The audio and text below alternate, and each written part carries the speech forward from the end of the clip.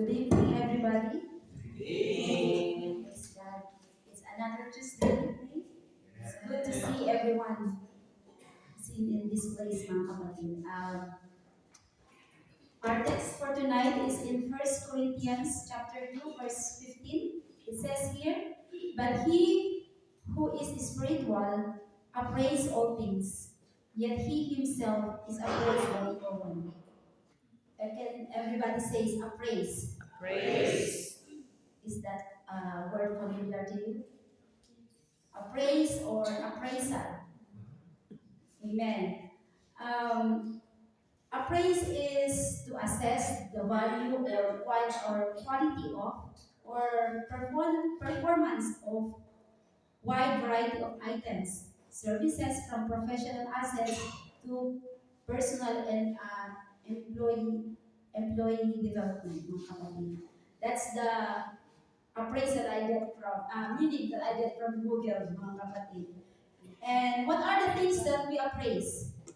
Anybody know? What are the jewelry? Amen. The jewelry right now, the appraise of jewelry right now is very high, isn't it?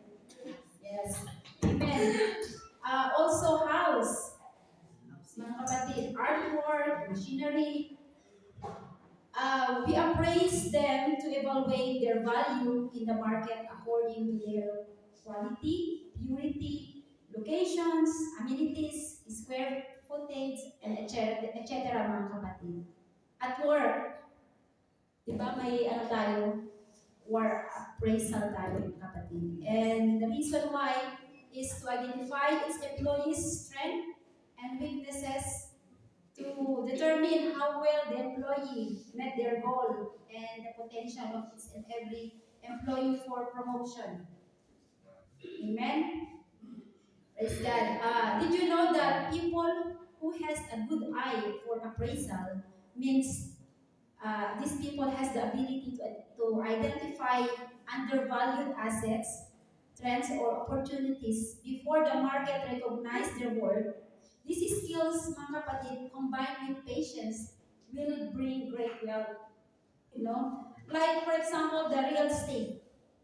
They usually buy land in the rural areas where the cost is very low, and then they're going to develop, mga kapatid, no? And then the ROI will be high. So that's the what the people is doing to gain good fortune, mga kapatid, no? Because these people have a good eye of appraisal. They know, mga kapatid. Praise God. Um, From the text that we read, no, when Paul says the spiritual man appraise all things, he's talking to the people inside the church who is already saved by grace and received the Holy Ghost, like you and me. He speaks about spiritual appraise, where Christians must assess and examine all things through the eye of God's Spirit, mga kapatid.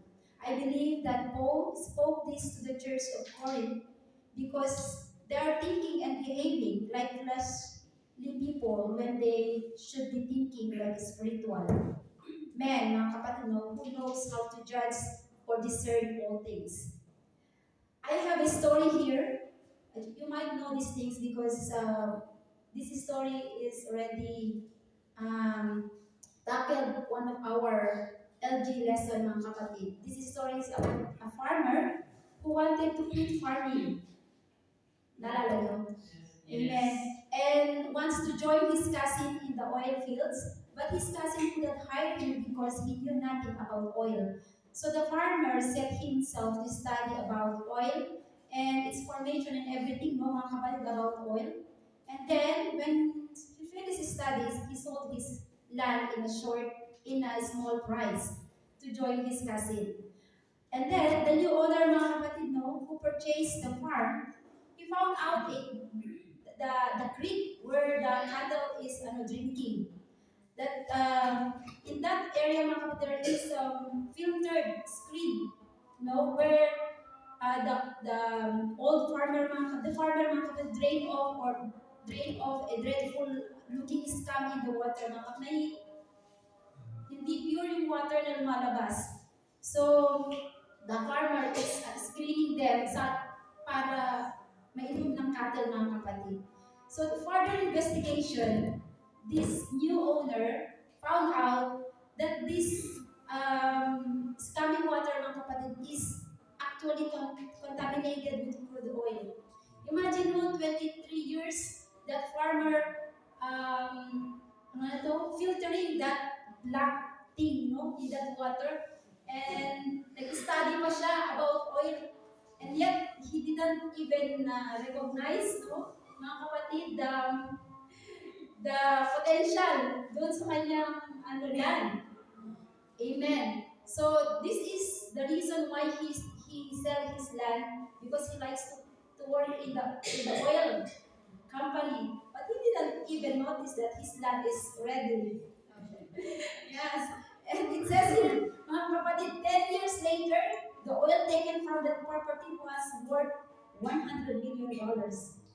My God. Diba? Imagine how much wealth and opportunity the farmer lost, is taken away from him because he had failed to recognize the worth of what he has owned already.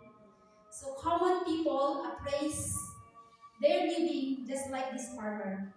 The standard of living, the attitude, the lifestyle is based on the worldly trends.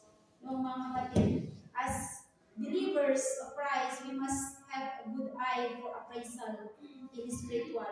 Mga kapatid, we must have a mind of Christ. So when we view people, situations, and resources, we see and understand them from God's perspective. In Proverbs 14:12 says, there is a way that seems right to a man, but its end is the way of death. And in Jeremiah 17:9, the heart is deceitful above all things and beyond cure. Who can understand it? Amen. Jacob and Esau's story is an illustration showing the advantage of having good eye for appraisal in spiritual. You know Jacob, na mga kapatid. Jacob sees the great blessing of Esau's birthright, so he desires for it. He took the risk just to have it, he fight for it, but Esau overlooked, undervalued, and sell it.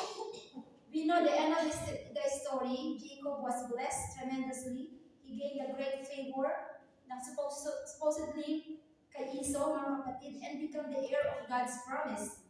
We also have the birthright in God's, as God's people, mga kapatid. Do you believe it?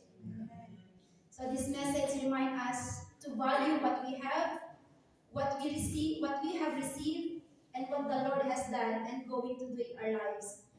If it had not been the Lord who is on our side, mga kapatid, we don't know where we are right now and what kind of life we are living right now, mga kapatid. So praise God, God found us. Amen. As an heir, chosen people meant to proclaim God's praises.